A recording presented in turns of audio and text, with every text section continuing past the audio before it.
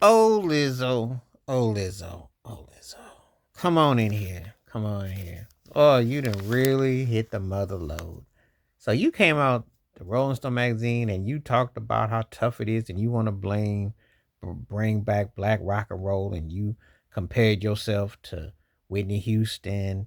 You said how they did lambasted her and Aretha Franklin and Janet Jackson who got white ball for 20 years and you compared yourself to Parliament Funkadelic and the James Brown and the Earth, Wind and Fire.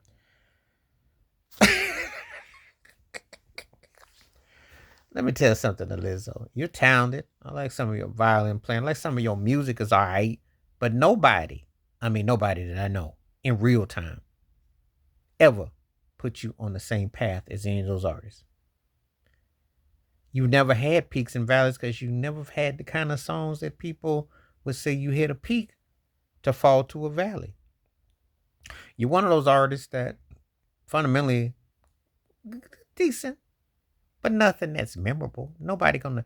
When I had these discussions about, we talk about your material 10, 15, 20 years later, you ain't never had that situation.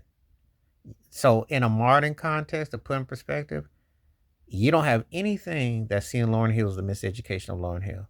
People still will debate that record.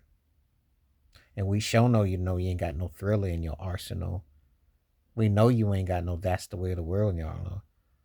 Or no Rhythm Nation 1840. We know you don't have these things. So why would you say this? Or One Nation Under Groove?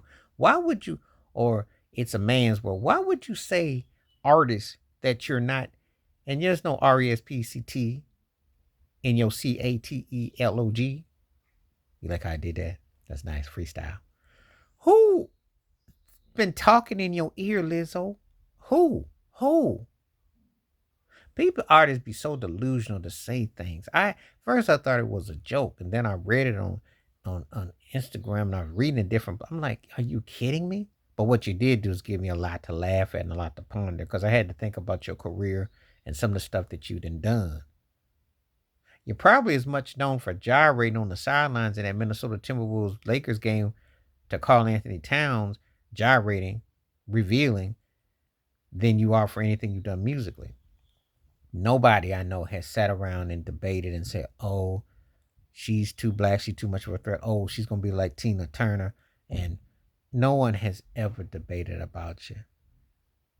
But I love when people have delusions of grandeur. I love when they got this strange epiphany that somehow they've been. Maybe it's because you just don't move people. Maybe it's because your music is kind of corny, or maybe it's just because you just don't really have it like that. But you think you do.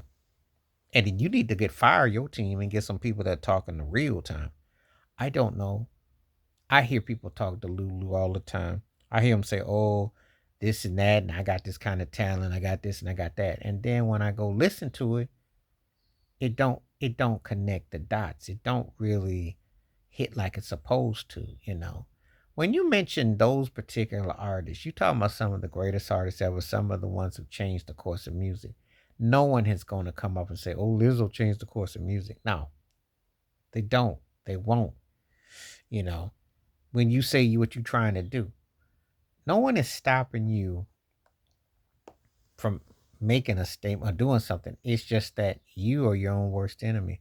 You know, I crack up when I hear some artists who go on these epiphanies and these strange voyages like, if it wasn't for this, I'd be this and that and the other. No, maybe it's just because you just don't connect. People just don't feel you. They just don't really think that you are that memorable. And a lot of the stuff that you come out with just doesn't hit like that. Compared yourself to Andre 3000 too. Now, I'll tell you this. If we go by that album he came out with playing that pipe, well, okay, maybe that. But when he was with Outkast, no, come on now. We know where he did his good stuff. We know where the good stuff come from, you know.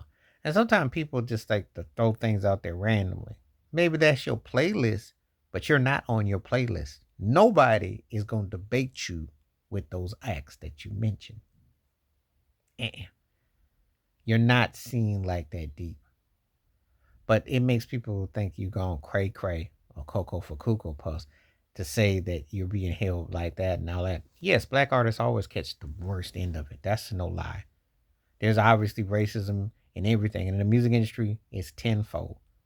Because a lot of them acts set the standards, but they got treated. But you ain't in that discussion.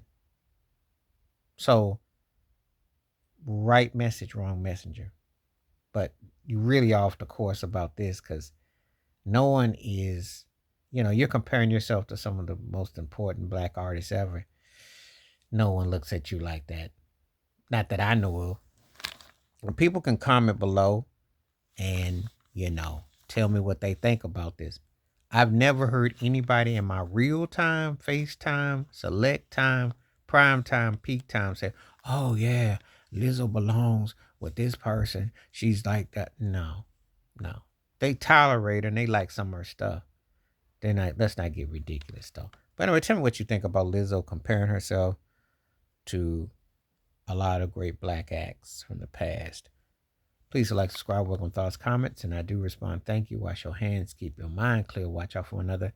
Share it if you like, and hit that membership. Stay safe, stay blessed, stay woke, stay free. I'm out. Peace.